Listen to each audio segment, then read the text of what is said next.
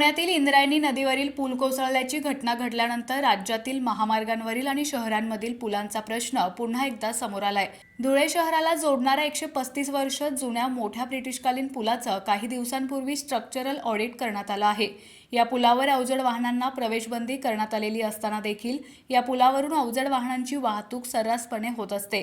मात्र प्रशासनाकडून कोणतीही कार्यवाही होत नसल्यानं नागरिकांमधून नाराजी व्यक्त होतीये।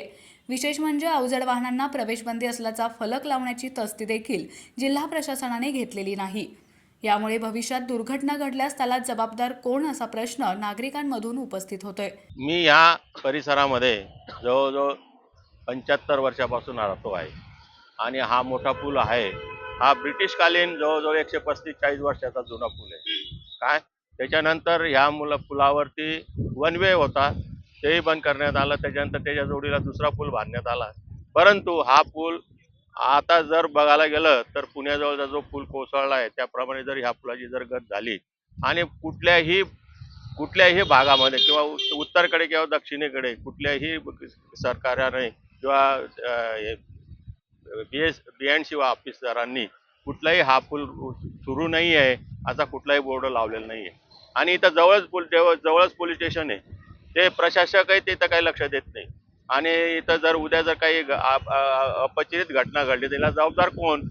काय तर हा पुलावरती जड वाहतुकीची बंदी आणावी अशी इथल्या सर्वसाधारण लोकांची तक्रार आहे।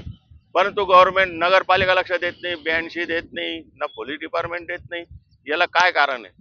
हा पूल जवळजवळ नाही म्हणलं तर 150 वर्ष, 150 वर्षापूर्वीचा पूल आहे। त्याच्या बाजूला 5-4 पूल बांधलेला आहे, त्याच्यावरही लोक वाहतूक करतात आणि जड वाहनांना वाहतूक करू नये अशी ही सक्त ताकीद जे इथल्या जवळ आसपासच्या जे लोकांची आहे।